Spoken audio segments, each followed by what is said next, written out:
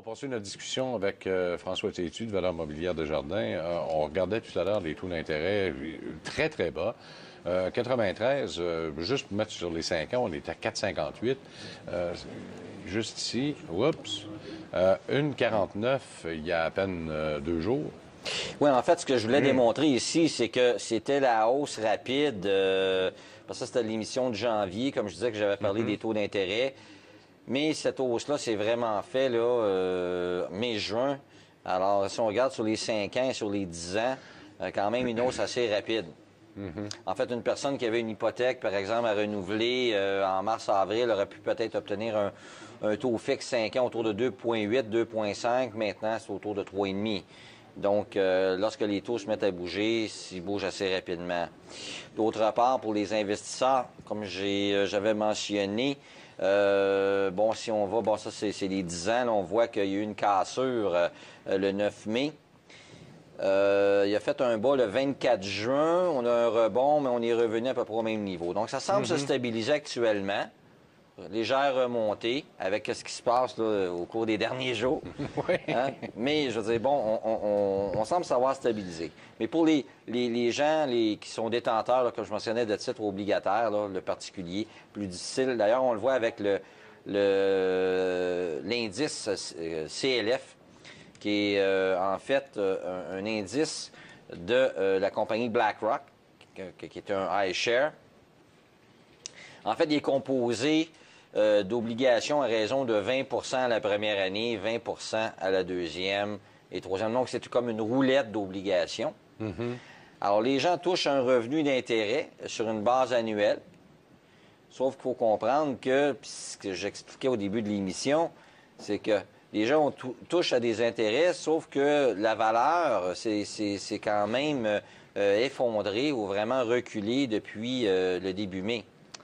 Alors, les gens vont avoir un rendement nul avec des produits techniquement garantis. Oui. Hein? Et c'est intéressant de voir comment le marché réagit toujours aux propos de Bernanke, mais il faut regarder aussi au niveau international ce qui est en train de se passer. C'est sûr et certain qu'on veut qu'on rachète des actifs, on veut que ça reste comme ça. C'est ça qui a propulsé les marchés boursiers. Et on remarque qu'on réagit au moindre mot que Bernanke va dire. Hier, il a rassuré le marché.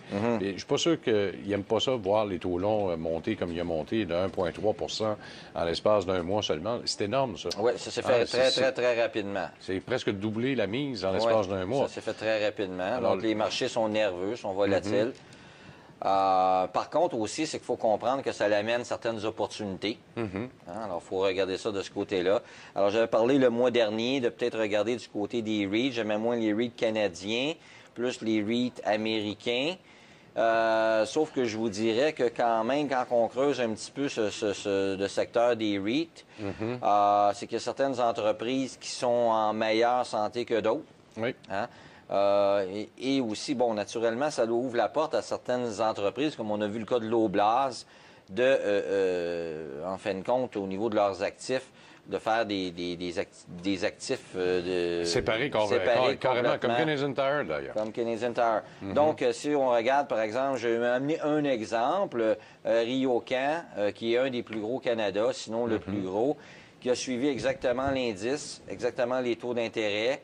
Bien là, on a quand même un titre qui verse un excellent dividende aux détenteurs de parts, puis on a un titre qui a beaucoup corrigé, mais qui vont continuer à évoluer dans un contexte de taux quand même faible, puis qui se transige à peu près à sa valeur au livre.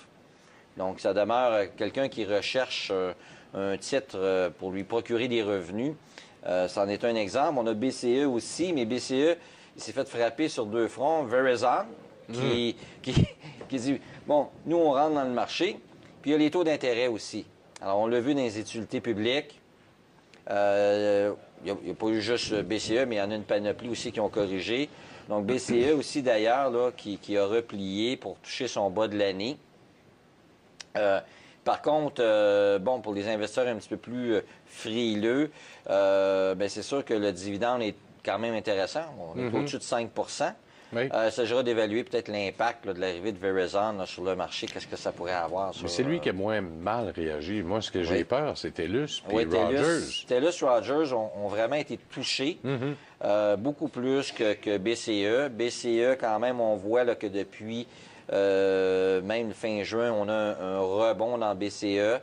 Je vous dirais que, bon, quand même, les autres sociétés, vous avez entièrement raison. TELUS, si on le regarde, ou même Rogers, ont quand même été plus touchés.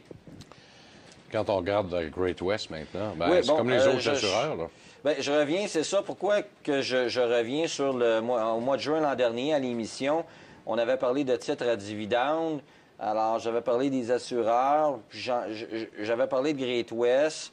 C'est sûr que, bon, il y en a d'autres qui se valent également, que ce soit Manuvie ou Sun Life.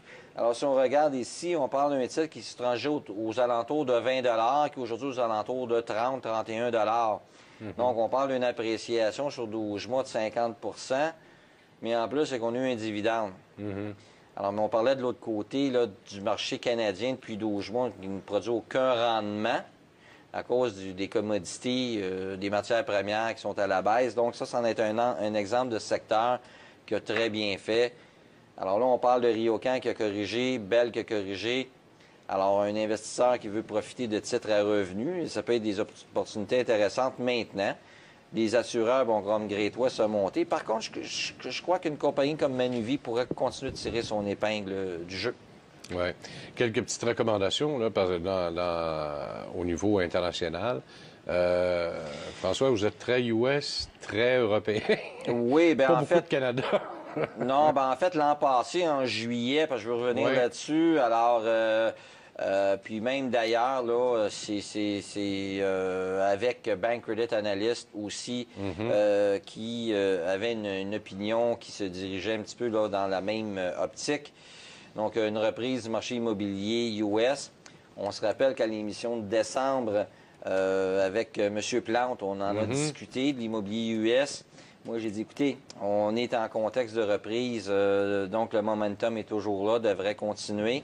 C'est sûr que ça l'entraîne les joueurs périphériques, alors les prêteurs, comme les banques régionales, les banques US, donc c'est périphérique à l'immobilier américain. Par contre, les secteurs battus, les titres battus à l'époque, on parlait de l'Allemagne, qui était vraiment survendu.